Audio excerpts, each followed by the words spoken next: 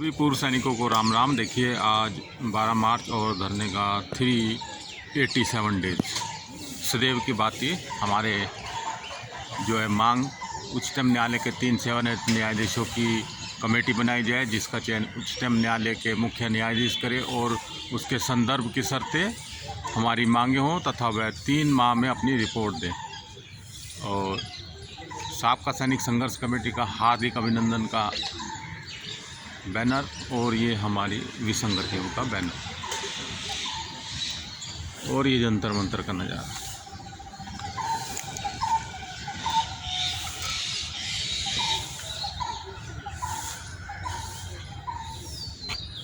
तो मैं सभी पूर्व सैनिकों को कहना चाहूँगा कि आजकल एक ट्रेंड चल गया है कि जो हमारा धरना चल रहा है इसका जो है श्रेय लेने के लिए देखिए सरकारें, कांग्रेस अलग लगी है, बीजेपी अलग लगी हुई है। कांग्रेस का सैनिक प्रकोष्ठ अलग से लगा हुआ और बीजेपी का सैनिक प्रकोष्ठ लगा, और जो सत्तारूढ़ पार्टी है उसके ने तो बाकायदा पेपरों में निकाल दिया, अरे सैनिकों का ये हो गया, सैनिकों का वो हो गया, सैनिकों का ये हो गया। अगर किसी का हो गया तो मुझे बताइए, हम क्यों यहाँ बैठे हुए हैं? क्या पूर्व सैनिक का जो धरना ये चल रहा है जंतर मंतर पे, इससे बात करने के लिए कोई आया? और फिर एक बात है, केरला में आज एक अलग किस्म की राजनीति चल रही है, वो भी ओवरऑपी धरने पे। तो मिलते हैं गोपाल कृष्ण जी से और उनसे पूछते हैं। गोपाल सर राम राम। नमस्ते सर। नमस्ते सर, ये बताइए जो केरला में एक अलग किस्म का जो ओवरऑपी धरने के विषय में वो चल रहा है, तो क्या आप उनकी जानकारी देंगे? वो कौन लोग हैं जो लोगों पूर्व सैनिकों को भ्रमित सा कर रहे हैं? सर, सबसे पहले आपका चैनल को मेरा धन्यवाद।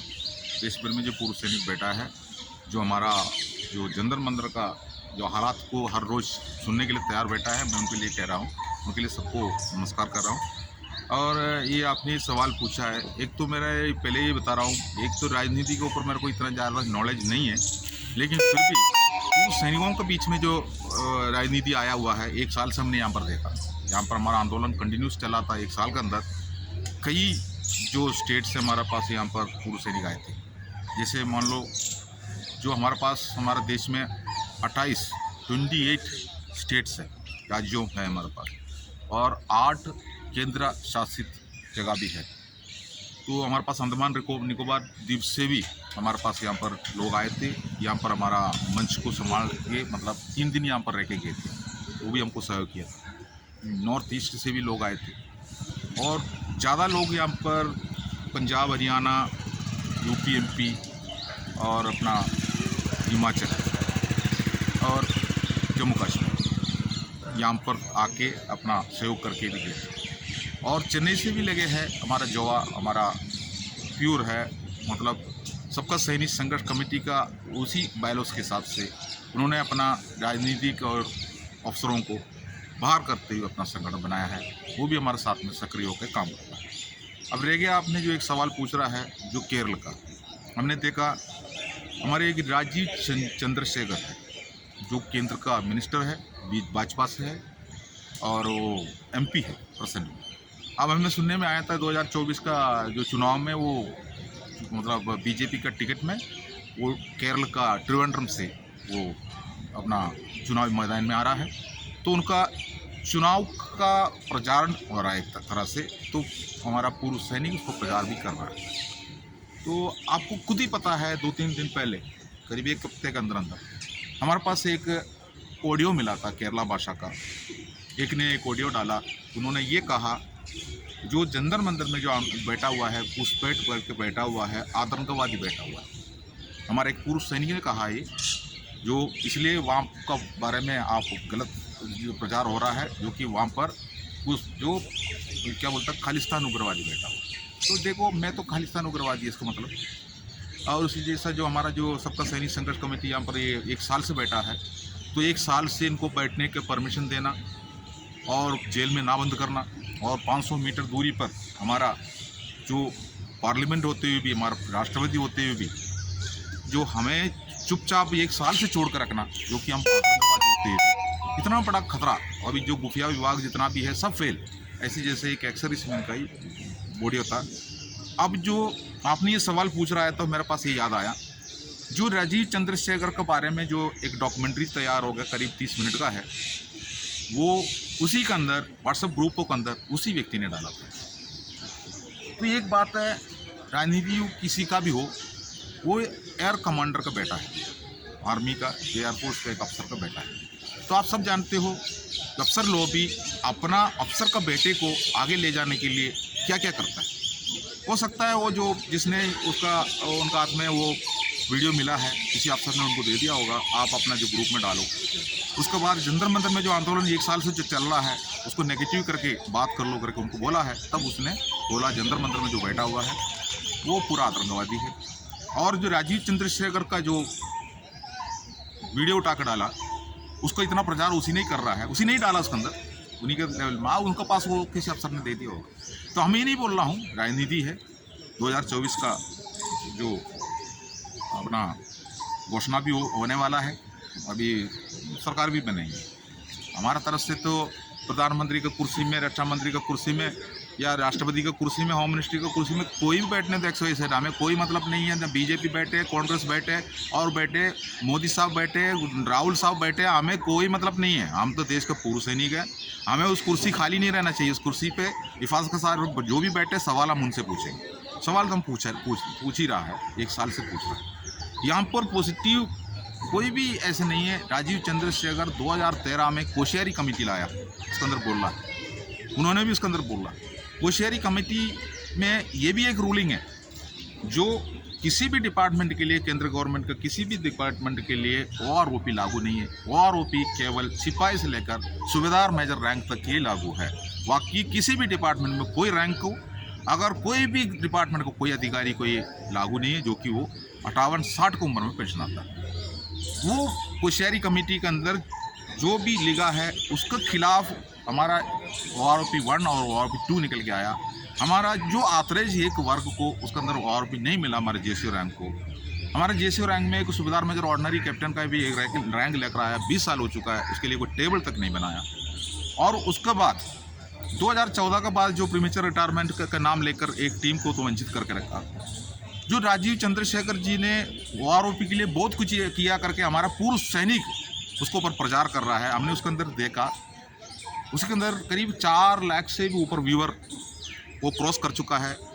मलयालम भाषा में है तो व्यूअर पूरा मलयाली लोग ही होता है, बाकी कोई स्टेटों को बारे में उसका जानकारी नहीं है।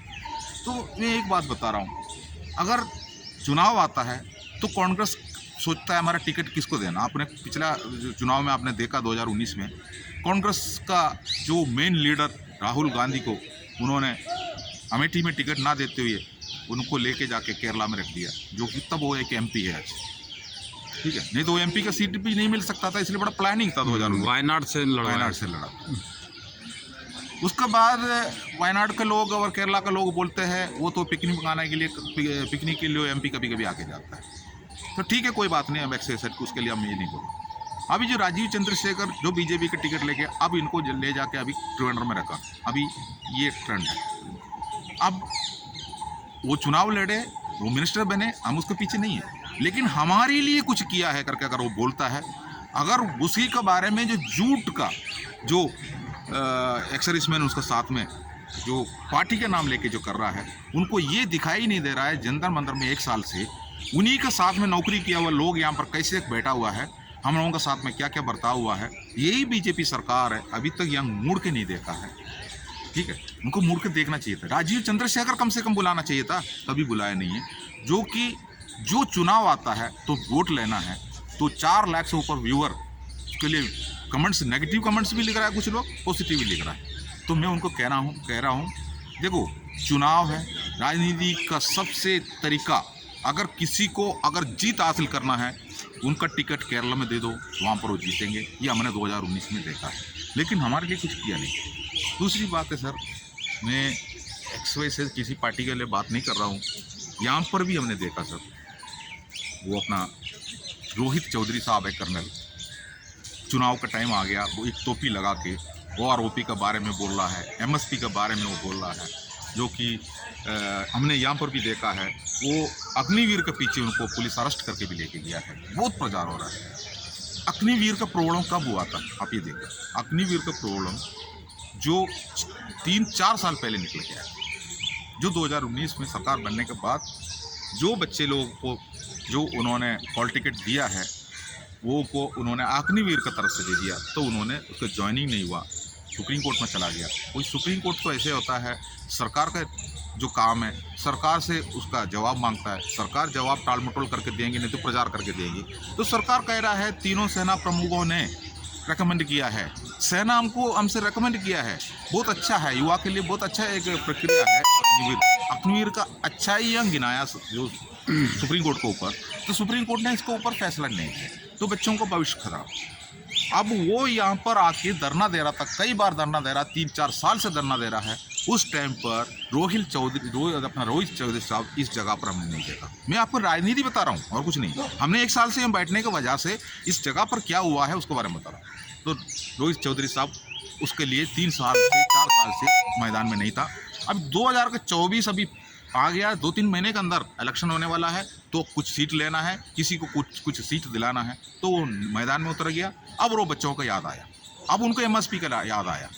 एमएसपी का ऊपर जो सीपीसी का जो रिकमेंडेशन करते टाइम पर यही अफसरों ने रिकमेंड करते थे उस टाइम पर, जैसे जवान को ये दे दो, एमएनएस का ये दे दो, फलाना को ये दे दो, ये बात निकल के आ रहा है। तो रिकमेंड ही नहीं किया है तो सरकार कहाँ से देंगी?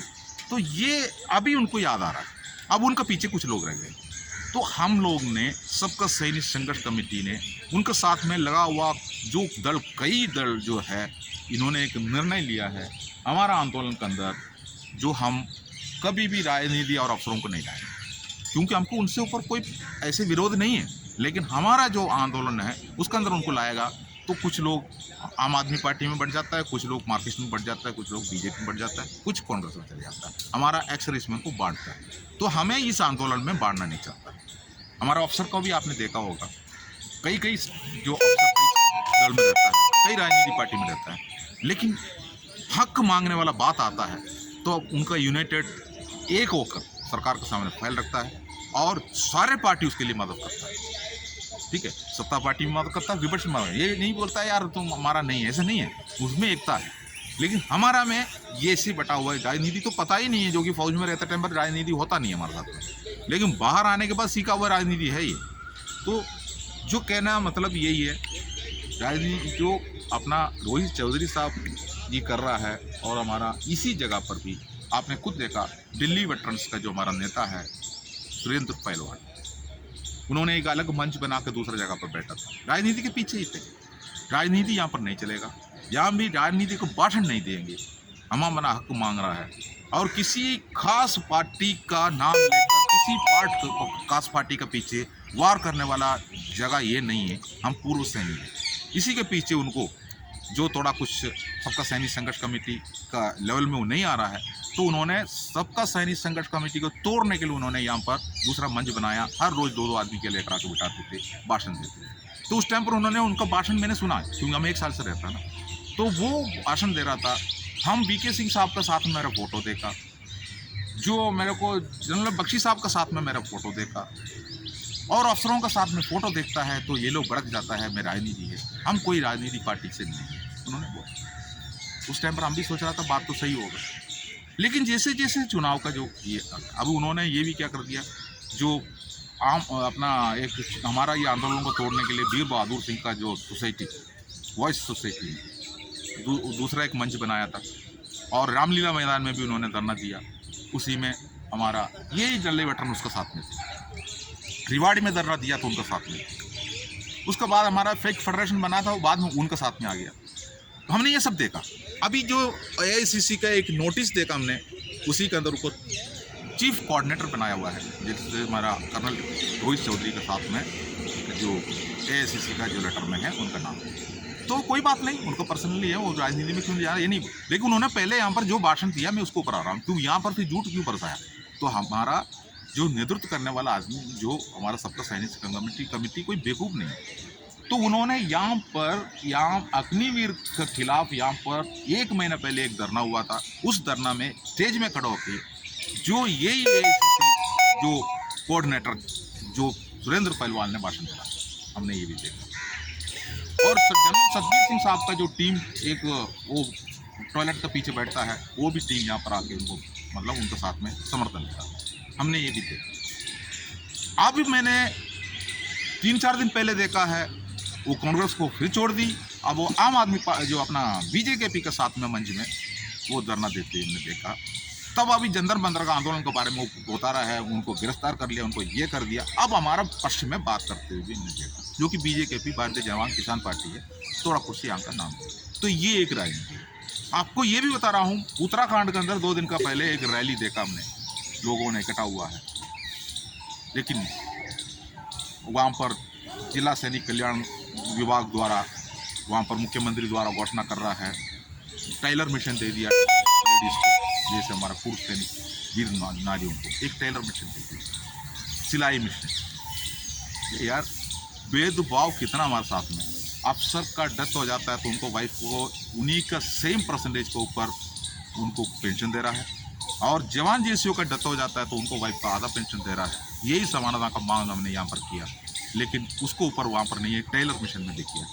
और उसके बाद जो भेदभाव बना कर रखा है, हम लोगों ने क्या कुछ मांगा है, जो सेना के अंदर और गुलामी प्रथा आज भी चल रहा 75 साल से, उसको ऊपर हमने सवाल उठाया है, उनको उसी के बारे में कोई चिंता नहीं है। और कैंटीन CST के अंदर जो भी हुआ है उसमें कोई चिंता नहीं है। जो देहरादून के अंदर अफसरों के लिए एक अलग से कैंटीन बनाया करके यही एक्स-सर्विसमैन के ऊपर केस दर्ज किया है, आज भी वो केस खारिज नहीं हुआ है, ये भी इन्होंने देखा।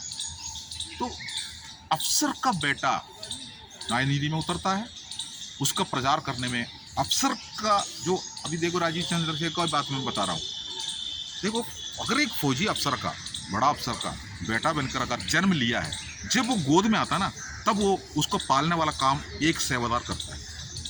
सेवादार का हाथ से पाला है, सेवादार का हाथ से पल के वो आगे निकल के आया है। जब तक उनको फादर जो कमांडर के नाम पर, अफसर का नाम पर रहता है, मरने तक उनका घर पे सेवादार रहता है। इसलिए हमारे लिए वो भेड़ बकरी है। राजीव चंद्रशेखर के लिए हम तो भेड़ बकरी है। अगर उनको मन पे अगर जेसीओ जवान का इस आंदोलन दिखाई दिया होने से, वो 2013 का कहानी बोल रहा है, तो ये हम लोगों ने 1 साल से बैठा हुआ है। अभी तक सरकार ने हमारे खिलाफ उन्होंने कार्रवाई करने के लिए आदेश दिया, लाठीचार्ज करने के लिए आदेश दिया, जेल में बंद करने के लिए आदेश दिया, हमारा लोगों को लगा के हमारा टांग खींचने के लिए आदेश दिया। आज भी वही कर रहा है जो कि केरल में शुरू हो गया ये बात। तो मैं कह रहा हूँ, केरला का जो लोग है वहाँ पर राजनीति एक अलग तरीक़े से चलता है। जिसके लिए अगर राजनीति का सीट चाहिए उनको केरला में लेके जाके खड़ा कर दो, वो जीतता है, हमने देखा भी है। हमें XYZ कोई भी पार्टी वाला कहीं भी जगह पर जीतने दो। हमारा आंदोलन आज भी जारी है। हमारा आंदोलन इसलिए जारी है, हमारा मांग सरकार के सामने रखने के बाद भी हमने जो अपना मेमोरेंडम्स को सारे कलेक्टर द्वारा भेजा है, हम लोगों ने तहसीलदार द्वारा भेजा है, सारे MP के द्वारा भेजा है। इतना करने के बावजूद भी एक जुडिशरी कमेटी देने के लिए तैयार नहीं हो रहा है वर्तमान सरकार। और वर्तमान सरकार का MP को लेके इतना प्रचार कर रहा है, वो फौजी का बेटा है करके। इसी जैसा फौजी का बेटा या तो फौजी का दामाद सब मैदान में उतर के आ जाएंगे। आपको प्रचार करने के लिए बहुत मौका मिलेंगे, आप प्रचार करते रहना है। आपका हक मांगने के लिए जो जंतर मंतर में 1 साल से जो बैठा हुआ है, उनको ऊपर आप नज़र मत लगाना। और जब मौका मिलता है उनका जुबान से आप तोता का जो बता के बेचता है ना, उसी जैसा आप यहाँ पर आतंकवादी बैठा हुआ है, यहाँ उग्रवादी बैठा हुआ है, यही प्रचार करते रहना। आपको अपना हक लेने का कोई तरीका तो पता नहीं है। लेकिन इसी के अंदर जो पॉजिटिवली जंतर मंतर का आंदोलन देखने वाला कई कमेंट्स मैंने उसके अंदर देखा, हम उसको ये कहना चाह रहा हूँ, आप लोग अपना प्रचार को आगे लेके जाइए। 4 लाख लोग, 3 लाख लोग मलयालम भाषा में इसको देख रहा है। वैसे ही केरला के अंदर देखा जाएगा तो जो पूर्व सैनिकों का गिनती, सैनिक और पूर्व सैनिकों की गिनती करीब 3 लाख है, लेकिन 4-5 लाख तक व्यूअर देख रहा है राजीव चंद्रशेखर का। राजीव चंद्रशेखर को जिता के सत्ता में लेकर आइए। हम तो ये नहीं बोल रहा हूँ, हम तो किसी के खिलाफ बात नहीं कर रहा हूँ। हमारे लिए उन्होंने कुछ नहीं किया है। उन्होंने जो भी बता रहा है, पूर्व सैनिकों के लिए उन्होंने कुछ भी नहीं किया आज के डेट तक। और सरकार के साथ में मिलके हमारे को तोड़ने का कोशिश किया है, हमारे को उखाड़ने की कोशिश किया है। यही है मेरा मैसेज। जो कि ज़्यादा मेरे को राजनीति आता नहीं है, लेकिन पूर्व सैनिक रहते हुए एक सैनिक का दिमाग से जंतर मंतर का आंदोलन के साथ में हमने देखा हुआ राजनीति मैं आपका सामने रखा है। आपको जो अच्छा लग रहा है, अगर आपको बुरा लग रहा है, नेगेटिव पॉजिटिव कमेंट्स आप इसके अंदर डाल सकते हैं। जय सर। तो मैं सभी पूर्व सैनिकों को कहना चाहूँगा, देखिए जो है JCO वार्स के लिए जो किया जाता है वो बिल्कुल शून्य के बराबर होता है, क्योंकि हमारी संख्या ज़्यादा है, लेकिन काम भी तो देखिए यूनिटों के अंदर, बॉर्डरों के अंदर सबसे ज़्यादा काम कौन करता है? हम ही लोग करते हैं। तो मैं ये कहना चाहूँगा कि अपने ज़मीर, सोए हुए ज़मीर को आज जगाइए। और देखिए अब ये जो इलेक्शन का समय आ गया है, तो ये जो कहीं पेपरों में, कहीं ये कटिंग में और वो कहीं वो दिखाएंगे, मैं राजनीति के उसमें नहीं जाना चाहता, लेकिन मैं फिर भी ये कहना चाहूँगा कि जो आप हर चीज़ को ख़रीदते हैं उस पर टैक्स देते हैं, उसका बड़ा मिसयूज़ भी होता है।